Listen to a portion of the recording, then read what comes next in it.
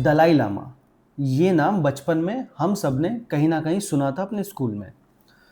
आज ये कोशिश करेंगे जानने की कि दलाई लामा इतना इम्पोर्टेंट क्यों है, भारत के लिए भी चाइना के लिए भी।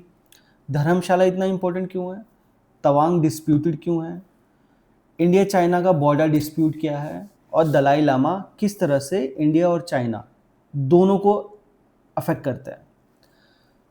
इंडिया में कितने तिब्बतियंस रहते हैं, वो अपनी गवर्नमेंट अपनी पार्लियामेंट कहाँ से चलाते हैं, और चाइना का क्या प्लान है एक नया दलाई लामा, अपना दलाई लामा तिब्बत में प्रोजेक्ट करने का। इन सब चीज़ों के बारे में आज इस पॉडकास्ट में जानेंगे। तो शारंग, यस पहला तो मैं जैसे जानना चाहूँगा कि दलाई लामा इतने इम्पोर्टेंट क्यों हैं कौन, और उनको खोजा कैसे, मतलब कैसे बने दलाई लामा। यहाँ से शुरू करता है। तो दलाई लामा एक पदवी है, उसको उसका लिटरल मीनिंग है कि ओशन ऑफ नॉलेज, मतलब ज्ञान का महासागर हिंदी में। और अभी के जो दलाई लामा है, he is 14th in his descendants. तो जो 14वें दलाई लामा अभी जो है, और जिनका बेसिकली एग्जाइल है इंडिया में और उन्होंने शरण ली है, उनका नाम है तेंजिन ग्यात्सो। उनका जन्म हुआ था 1935 में, और वो एक ताकसेर करके गांव था, वहाँ पे उनका जन्म हुआ था। जो दलाई लामा जो वो बने, वो कैसे बने उसके पीछे भी एक स्टोरी है। तो 1937 में जो 13th दलाई लामा थे, जो उनके पहले जिनका डेथ हुआ था, उनके जो शिष्य थे, मतलब उनके जो मॉन्क्स थे और जो फॉलोअर्स थे, जो 13वें दलाई लामा थे, उन्होंने उनको ऑलरेडी बोल दिया था कि मेरा रीइंकार्नेशन हो चुका है, पुनर्जन्म मेरा हो चुका है, तो आपको वो ढूंढना है। तो वो 2 साल तक वो ढूंढते रहे। 1937 में वो ताकसेर गांव में आते हैं, और वो जो 2 साल का बच्चा है, जो अभी के करंट दलाई लामा है, उनको वो देखते हैं और उनको वो कुछ चीज़ें प्रेजेंट करते हैं जो 13वें दलाई लामा की थी। जैसे उनका छड़ी हो गया, उनकी जो माला है वो हो गई। तो ये सब जो चीज़ें प्रेजेंट करते हैं, तो उनको वो चीज़ें याद आती है। जो 2 साल का बच्चा है उसको वो चीज़ें याद आती है, और वो चीज़ें अपना लेता है, मतलब अपनी मान लेता है। अच्छा। तो ये बेसिस पे, मतलब ये जो स्पिरिचुअल बिलीफ है, उसके बेसिस पे वो अपना जो नया मतलब 14th दलाई लामा है, वो वहाँ से चूज़ करते हैं। फिर वो बच्चे को वो 1940 में वहाँ से लेके आके जो ल्हासा करके जो उनका विलेज है, जो उनका मेन टिबेटियन विलेज था, वहाँ पे लाके वो जो उनके जो रिचुअल्स रहते हैं बहुत सारे, वो रिचुअल्स के बेसिस पे वो उनको 14th दलाई लामा घोषित कर देते हैं। जो आज के हमारे जो इंडिया में दलाई लामा यस, तेंजिन ग्यात्सो ओके, जो उनका नाम है। तो वो अभी के करंट दलाई लामा है, राइटफुली एयर वो है। And he is not only a spiritual leader, but वो तिब्बत के पॉलिटिकल लीडर भी थे। मतलब he was like a president of Tibet. और उस टाइम पे क्या हुआ था कि जैसे वो अपना टिबेटियन कल्चर, मतलब जो टिबेटियन बुद्धिज्म जो है, वो जैसे बुद्धिज्म वो फैला रहे थे, वो चीन को पसंद नहीं था। एज यूजुअल चाइना एक एथिस्ट कंट्री है, एक कम्युनिस्ट कंट्री है, एंड उनको ये पसंद नहीं है कि कोई एक स्पिरिचुअल या फिर कोई एक रिलीजियस कंट्री या फिर रिलीजियस स्टेट उनके एज अ नेबरिंग कंट्री हो। तो ये उनके लिए हमेशा वो मतलब खटकता था चाइना को। एंड इसी वजह से चाइना ने बेसिकली इन्वेड किया तिब्बत को, I think in 1950s। But उसके बाद भी दलाई लामा का इम्पोर्टेंस अभी भी है, even for China and as well as for India. कि मतलब Dalai Lama is like a face of Tibetan resistance. तो जो टिबेटियन का जो एक्चुअल फेस ऑफ टिबेट हम बोल सकते हैं, वो दलाई लामा है, because he is their highest spiritual leader as well as political leader. And जब तक दलाई लामा है तब तक तिब्बत रहेगा, तिब्बत का एग्जिस्टेंस रहेगा, और उसका फ्रीडम ऑफ स्ट्रगल भी रहेगा। यस, उसका फ्रीडम ऑफ स्ट्रगल भी रहेगा। ये चाइना को कहीं ना कहीं पता है। इसके वजह से चाइना अभी भी मतलब वो इस स्टेट में है कि वो इंडिया का जो इंडिया में जो इंडिया ने जो शरण दी है, या फिर इंडिया में जो एग्जाइल में है अभी के दलाई लामा, वो अभी भी चाइना को मतलब इंडिया की तरफ एक इंटरनल अफेयर का मामला दिखता है। तो इसीलिए चाइना को अभी भी वो चीज़ खटकती है। क्योंकि ऑब्वियसली अगर तुम दलाई लामा को हटा दो तो तुम बेसिकली तिब्बत को डिस्कशन से ही हटा देते हो। एग्जैक्टली, मतलब आप अगर दलाई लामा हटाते हो तो आपका तिब्बत का पूरा एग्जिस्टेंस ही आप पूरा मतलब वर्ल्ड मैप से हट जाएगा। हाँ, और चाइना का एकदम क्लेम मतलब जो आज भी है वो और भी मजबूत हो जाएगा। एग्जैक्टली। बट ये जो इन्वेजन हुआ चाइना का तिब्बत के ऊपर, उससे पहले भी तिब्बत का एक थोड़ा हिस्ट्री है। क्या है वो हिस्ट्री? तिब्बत हमेशा से एक बुद्धिस्ट मेजॉरिटी या बुद्धिस्ट मेजॉरिटी कह ले या बुद्धिस्ट धर्म का एक होमलैंड Yes. तिब्बत था हमेशा से, और वो हमेशा से बुद्धिज्म और उसके प्रिंसिपल्स को ही फॉलो करते थे। जब 1912 के आसपास जो चाइना की क्विंग डायनेस्टी थी, जब वो ख़त्म हो गई तिब्बत में, तो जो तिब्बतियंस थे उन्होंने अपने आप को एक कहते हैं ना ऑपरेटिव डिफेक्टो इंडिपेंडेंस मान लिया कि हम Okay. एक इंडिपेंडेंट कंट्री हैं। राइट। पर इंटरेस्टिंगली उनके इंडिपेंडेंस को यूएन ने तब तक मतलब रिकग्नाइज ही नहीं करा, है ना। और बाय लेट 1940s तिब्बत के पास अपना खुद का आर्मी था, उनका खुद का पोस्टल सिस्टम था, उन्होंने बहुत सारी ट्रीटीज भी साइन करी थी, पर दे वो वेरी वीक, मतलब एक होता है ना वो एकदम ही अलग थलग टाइप के कंट्री थी। मतलब इंटरनेशनल रिकॉग्निशन ज्यादा कुछ मिला नहीं उनको। Okay. जिस चीज का फायदा फिर चाइना ने उठाया, Okay. क्योंकि चाइना ने हमेशा से ये प्रोजेक्ट करा कि हम जो है मतलब तिब्बत हमारा जो एक लॉस्ट लैंड है, लॉस्ट टेरिटरी है, और उसे हमें पाना ही है, राइट। अब तो उस टाइम पे अगर देखेगा तो तिब्बत के पास अपनी आर्मी थी, राइट, पर वो आर्मी बहुत कमज़ोर थी।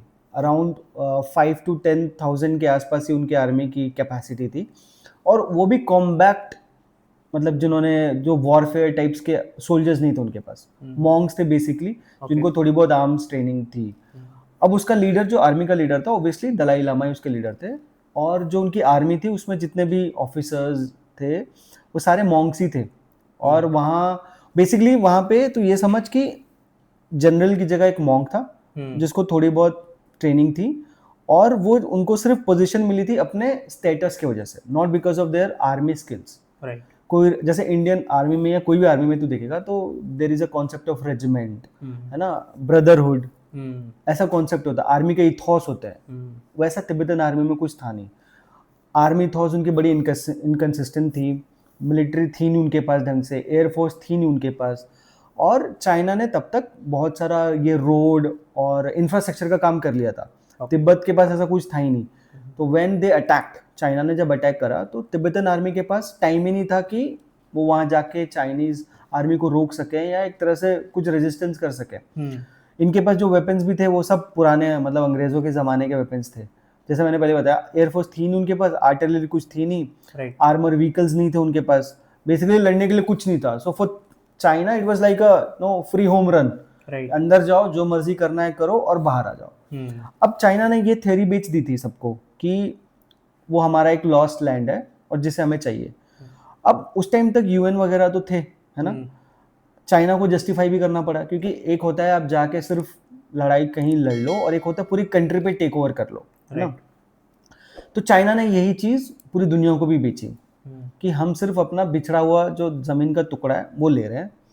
उन्होंने तिब्बतन को ये बेचा कि यार तुम लोग, अब जैसे तूने पहले कहा था कि चाइना एक एथिस्ट कंट्री है, ये एक कह सकते हैं कि एक कंट्री थी जो रिलीजन में मानती थी। तो चाइनीज ने हमेशा आके उन्हें समझाया कि यार तुम लोग बहुत ही पुराने ख्याल के हो, तुम बहुत ही रूढ़िवादी सोच के हो, बहुत बैकवर्ड हो, हम तुम्हें सही चीज सिखाएंगे, हम तुम्हें लिबरेट करेंगे इन सब चीजों से, मॉडर्नाइज करेंगे। तो इस सब में 1950 के आसपास उन्होंने एक ट्रीटी साइन कर ली, 17 पॉइंट ट्रीटी उनको उसको बोलते हैं, और ये बीजिंग और तिब्बत के बीच में साइन हो गई, जहाँ यही सब चीज़ें थी कि हम आपको लिबरेट करने के लिए आए हैं। अब क्या हुआ कि जब ये ट्रीटी वगैरह साइन हो गई तो दलाई लामा ने बाद में एक्सेप्ट करा कि उन्होंने साइन इसलिए कर लिया था क्योंकि जैसे तूने बताया कि उनके प्रिंसिपल क्या थे, मतलब नॉन वायलेंस, लड़ाई नहीं करनी, एग्रेशन नहीं दिखाना है। तो basically he wanted to stop the blood bath in his own country. तो उसमें उन्होंने वो ट्रीटी साइन कर ली। अब जब ट्रीटी साइन कर ली तो असली रंग चाइना ने दिखाना शुरू किया। उनके जितने भी मठ थे उनको लूट लिया, लोगों को मारना पीटना शुरू किया, बेसिकली उनका कल्चर उनसे छीनने लगे, उनका धर्म उनसे छीनने लगे ना, लोगों को अपना धर्म फॉलो करने की आज़ादी छीनने लगे, वो अपनी चीज़ें इम्पोज करने लगे तिब्बत में, जिससे वहाँ के लोगों ने इसको एज ए इन्वेजन ही देखा। ये नहीं देखा कि ये लोग आए हैं तो हमारे देश का कुछ भला करेंगे, उन्होंने इसको एकदम इन्वेजन देखा, और वो चाइनीज़ को फिर हेट करने लगे। वो फिर बाय लेट 1950s जो चाइना की जो तिब्बत की जो ईस्टर्न पार्ट थी, वहाँ बहुत ज़्यादा ये दोनों के बीच में प्रेशर बनने लगा, चाइनीज़ और तिब्बतन के बीच में बहुत ज़्यादा फाइट हो गई, आर्मी विद्रोह हो गया, ये सारी चीज़ें हो गई वहाँ पे, जिसकी वजह से देन जो वहाँ के लोग थे उन्होंने सोचा कि अब तिब्बत में हमारा कुछ हो नहीं पाएगा, चाइनीज़ हमें जीने नहीं देंगे, और अगर हमें अपने धर्म को बचाना है, हमें अपने बच्चों को बचाना है, तो हमें इस कंट्री को छोड़ना पड़ेगा। एंड दैट्स हाउ उन्होंने फिर इंडिया का रुख किया। तो ये सब हुआ 1958 या 59 में दलाई लामा वो इंडिया की तरफ आए। तो जब वो इंडिया की तरफ आए तो उसका रिएक्शन इंडिया ने कैसे दिया, हमने उनको कैसे वेलकम किया? तो इंडिया में आने से पहले आई थिंक मार्च 1959 तब तक चाइना ने पूरा टिबेटियन कंट्रोल ले चुके थे। एंड लासा जो उनका मेन सिटी है उसके ऊपर भी चाइना का मार्शल लॉ आ चुका था। तो उस मार्शल लॉ के अंडर मतलब दलाई लामा का असैसिनेशन या उनका पकड़े जाना वो काफ़ी हद तक मतलब पॉसिबल था। हाँ, मतलब उनके लोगों को ऐसा लगा कि यस, तो उनके जो शिष्य थे, मतलब उनके जो फॉलोअर्स थे, मॉन्क्स थे, उन्होंने ये डिसाइड किया कि मतलब दलाई लामा को फ्ली करना पड़ेगा और दलाई लामा के लिए तिब्बत अभी सेफ नहीं है। तो आई थिंक मार्च 31 को दलाई लामा और उनके कुछ मतलब उनका एक छोटा ग्रुप था, उनका एक एंटोरेज था, वो सब मिलके वो I think he travelled for almost 2 weeks towards India from Himalayas, around 300 miles in 2 weeks. Yes, तो वो आई थिंक उन्होंने उतना ट्रैवल करके फिर वो हिमालयस मतलब ये क्रॉस करके वो इंडिया के बॉर्डर्स पे आ गए। फिर उस टाइम के जो प्राइम मिनिस्टर थे जवाहरलाल नेहरू, उन्होंने ये इनको पूरा शरण दिया बेसिकली। उनका जो पूरा ग्रुप था प्लस दलाई लामा जो आए थे, उनको शरण देने के बाद उनको धर्मशाला में एक लैंड ऑफर किया, settlement basically. Yes, as a settlement. And this all happened under humanitarian act.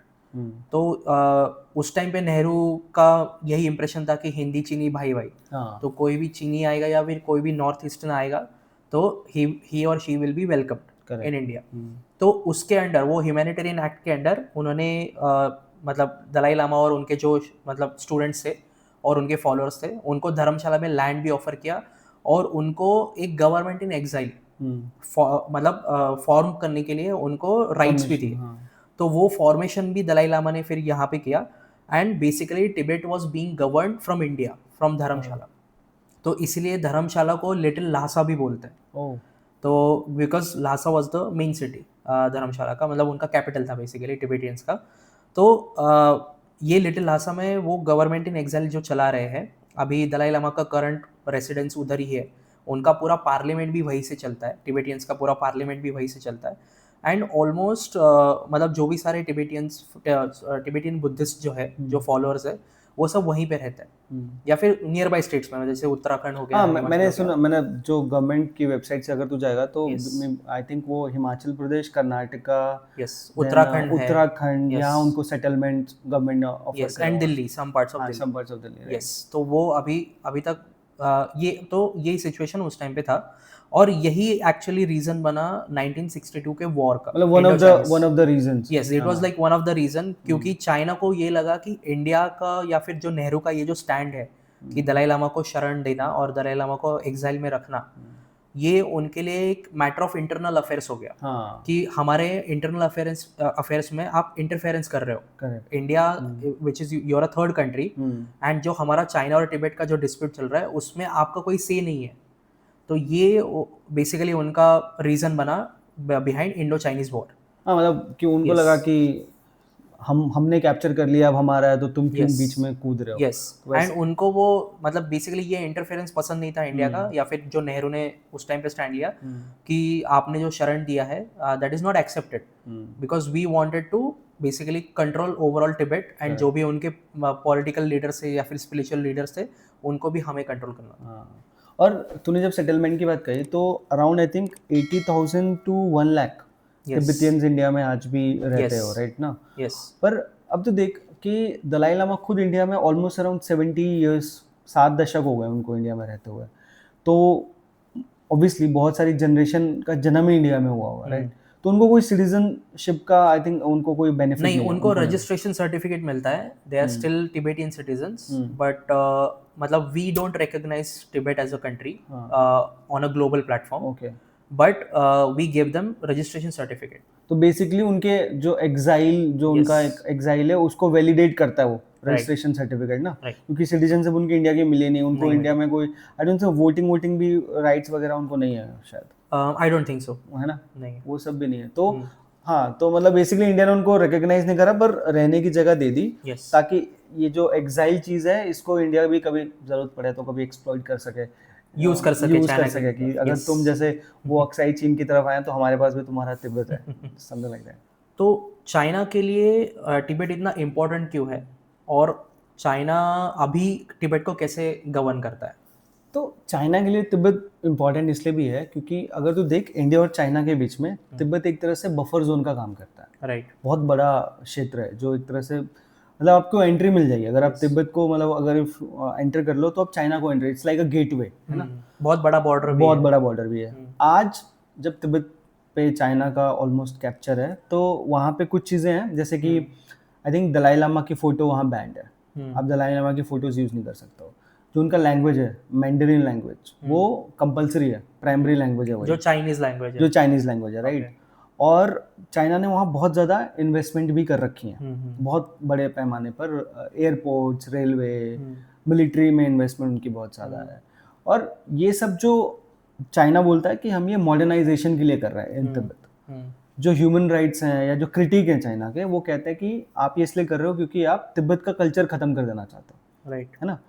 जो वहाँ की जो मोनेस्ट्रीज हैं उसमें भी जो मॉन्क्स हैं उनकी उन्होंने कितने मॉन्क्स होंगे इसकी सर्वेलेंस करते हैं, वो लिमिटेड नंबर ऑफ मॉन्क्स ही हो सकते हैं। तो जब आप ये सब चीज़ें कर रहे हो तो बेसिकली आप यही कर रहे हो कि आप पूरी एक जो पूरा कल्चर है उनका वो ख़त्म कर रहे हो, जो कि चाइना के जो क्रिटिक्स हैं वो यही कहते हैं और कि एक तरह से कंट्रोल भी कर रहे हैं वो। कंट्रोल कर रहे हो आप उनका, मतलब होता है ना कि आपने देश पे कंट्रोल तो कर लिया, अब आप उसके सोल पे कंट्रोल करना चाहते यस हो, उसके लिए लैंग्वेज वगैरह वगैरह ये सब उन्होंने इम्पोज कर दिया है। अब उन्होंने बहुत सारा इन्वेस्टमेंट किया हुआ है, राइट अब उसके इन्वेस्टमेंट के कई कारण हैं। एक तो तिब्बत हमारा नेबरिंग है ना, यस वो म्यांमार से कनेक्ट हो जाता है, आपका नेपाल से कनेक्ट हो जाता है, इंडिया से कनेक्ट हो जाता है। तो चाइना ने बेसिकली वहाँ पे इतनी इन्वेस्टमेंट कर ली है कि ताकि वो इंडिया को एक तरफ से दिखा के रखें कि अगर आप कभी भी कुछ एडवेंचर का सोचोगे तो हम इंडिया में एंट्री कर सकते हैं, राइट है ना, थ्रू दिस तिब्बत। अब अरुणाचल में आपकी डायरेक्ट एंट्री हो जाती है। यस अरुणाचल को भी तो तिब्बत का ही पार्ट मानते हैं ना, यस उसका कुछ नाम आई थिंक साउदर्न तिब्बत बोलते हाँ हैं। सदर्न टिबेट बोलते हैं, और उसका कुछ नाम भी है, नाम नहीं याद आ रहा मुझे, चाइना में कुछ बोलते हैं वो अरुणाचल को, जिंगजियांग प्रांत ऐसा कुछ तो बोलते हैं वो, तो वो उसका ही पार्ट मानते हैं। तो ये उनकी होता है ना वो स्लाइसिंग, क्या सलामी स्लाइसिंग की उनकी एक पॉलिसी है ओके कि आप 10 कदम पहले दुश्मन के देश में चले जाओ और फिर वहां जाके एक्टिंग करो कि हम 2 कदम पीछे आ गए। तो बेसिकली आपने 8 कदम दुश्मन के देश के स्लाइस कर दिए। राइट तो ये उनकी ऐसी पॉलिसी रही है। तो इन्वेस्टमेंट भी वो इसीलिए कर रहे हैं। तो और चाइना के लिए और भी एक एडवांटेजेस पोजीशन होता है तिब्बत में, क्योंकि वो एक हाइट पे वो आई थिंक 4500 मीटर एलिवेशन है वहाँ पे। तो it is very good for army post वगैरह, एयरफोर्स के लिए बहुत अच्छा है। बेसिकली आप वहाँ से पूरे अपने दुश्मन की एक्टिविटी पे नज़र रख सकते हो। तो मिलिट्रीली वो इसलिए इंपॉर्टेंट है। दूसरा, तो अगर तिब्बत को देखेगा तो बहुत सारी एशियन रिवर्स तिब्बत से निकलती हैं। राइट इंडिया के कॉन्टेक्स्ट में ब्रह्मपुत्र है, राइट क्योंकि हमारी इतनी इंपॉर्टेंट रिवर है, यस वो वहाँ से ओरिजिनेट होती है। तीसरा, जो चाइना तिब्बत का बॉर्डर है वो तेरे बहुत सारे नेबरिंग कंट्री से डायरेक्ट कनेक्ट होता है, जैसे कि नेपाल हो गया, तेरा म्यांमार हो गया, इंडिया तो ऑब्वियसली। तो ये सब चीज़ें तिब्बत के लिए, तिब्बत एडवांटेजेस इसीलिए है चाइना के लिए। अब एक और चीज़ है कि अगर तिब्बत पे चाइना अपना कंट्रोल छोड़ता है या इंडिया बहुत पुश करता है तो ये एक तरह से उनके लिए एक बैड सिग्नलिंग हो जाएगा, क्योंकि वो नेशनल यूनिटी के अगेंस्ट हो जाएगा। आज तिब्बत चाइना के नेशनल यूनिटी का एक पार्ट है। तुम अगर तिब्बत को गिराते हो तो तुम चाइना की नेशनल यूनिटी को तोड़ते हो। दूसरा, तुमने ये भी देखा होगा कि ताइवान में भी चाइना के खिलाफ बहुत आवाज़ उठती रहती है। राइट ताइवान भी, मतलब ऐसे ही बोलते हैं कि ताइवान भी इलीगली कैप्चर्ड है चाइना के द्वारा। तो अगर तुम तिब्बत से कुछ भी बैड न्यूज़ मिलती है चाइना को, तो एक दूसरा फ्रंट उनके लिए ताइवान का तरफ से भी खुल जाएगा। तो इन सब चीज़ों को प्रोटेक्ट करने के लिए तिब्बत इतना इंपॉर्टेंट है for China and for India also, दोनों के लिए बहुत इंपॉर्टेंट है। अब दलाई लामा इंडिया में 1959 से है, यस ऑलमोस्ट तो कह ले कि 70 साल तो हो गए। यस तो दलाई लामा इंडिया के लिए कुछ इंपॉर्टेंट है भी, या उनका रिलेशनशिप है क्या इंडिया के साथ?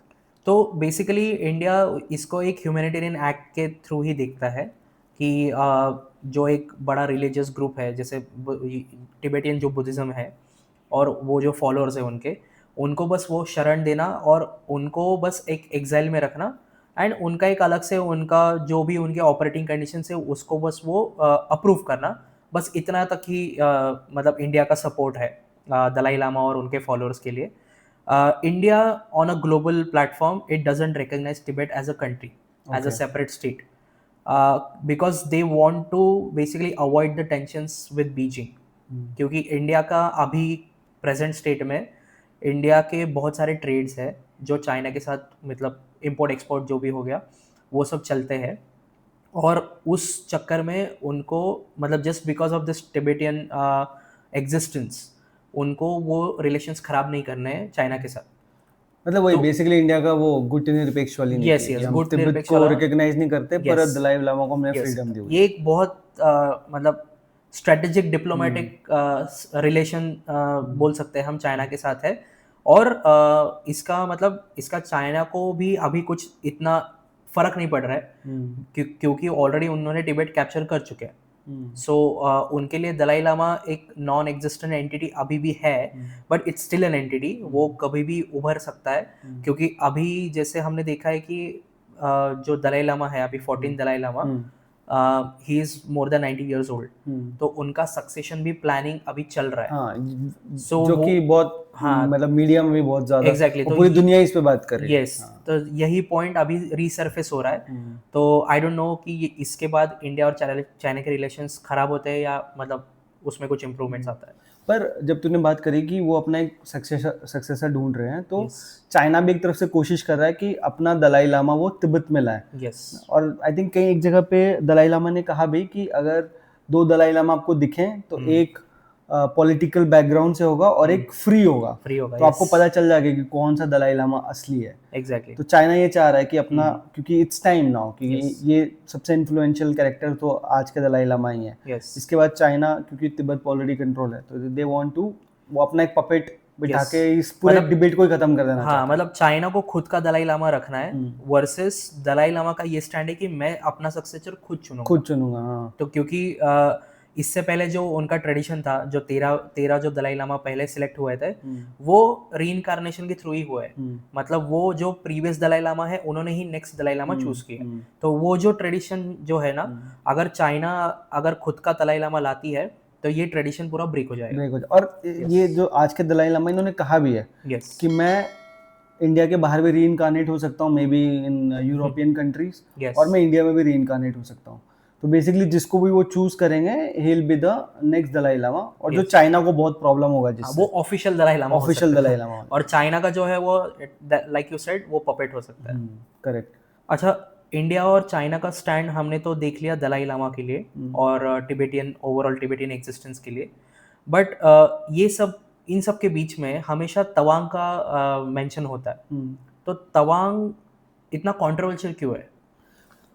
इसके 2-3 रीजन है. पहले तो पहले देख, तवांग अरुणाचल प्रदेश में आता है ना. चाइना अरुणाचल प्रदेश को साउथ तिब्बत बोलता है.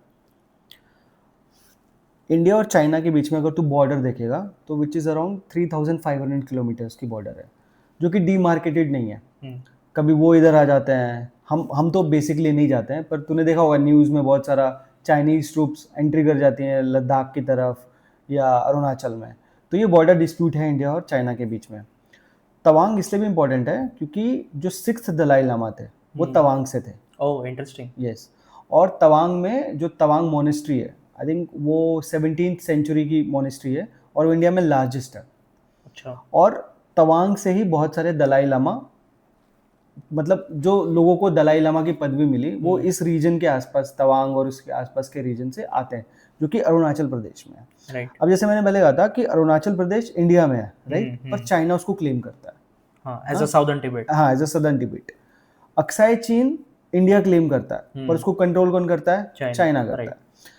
बेसिकली अगर ये दलाई लामा जो आज के दलाई लामा है, अगर इंडिया ने इसमें कोई भी मदद करी उनको नया दलाई लामा ढूंढने में, और अगर वो तवांग रीजन से हुआ, तो बेसिकली जो तवांग के ऊपर चाइना का कंट्रोल होगा, जो उसका एक आर्ग्यूमेंट है ना, वो इंडिया खत्म कर सकता है. राइट. वो एक क्लेम जो वो करते हैं हमेशा वो खत्म कर सकते हैं, और हाँ, एक इंडिया एक स्ट्रेटेजिक मूव कर सकता है. स्ट्रेटेजिक मूव कर सकता है, और जो कि बाद में चाइना वो बहुत मुश्किल हो जाएगा डिफेंड करने के लिए कि ये साउथ तिब्बत है. तो इसलिए तवांग से वो इतना परेशान रहते हैं। और हमेशा इवन 1962 में जो वॉर हुआ था वो इसी रीजन के आसपास हुआ था।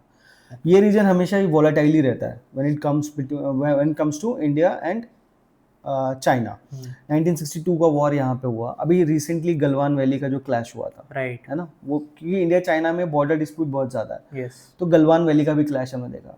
चाइना किसी भी हालत में इससे अपनी मतलब एक है ना वो छोड़ना नहीं चाहता है, पकड़ नहीं छोड़ना चाहता है, और वो हमेशा इसको एक जियोपॉलिटिकली यूज करता है इंडिया को तंग करने के लिए। कि अगर इंडिया बहुत कुछ ग्रो कर रहा है या इंडिया बहुत सारे रोड्स बना रहा है जो कि चाइना की तरफ है, तो चाइना हमेशा कुछ ना कुछ उंगली करता है कि हम आ सकते हैं इधर, ये हमारा एरिया है। तो इसलिए ये रीजन इतना हॉटबेड है और बॉर्डर डिस्प्यूट चलता ही रहता है, डिमार्केशन है नहीं, और वो बेसिकली चाइना करना भी नहीं चाहता क्योंकि उनके लिए बहुत ईजी है।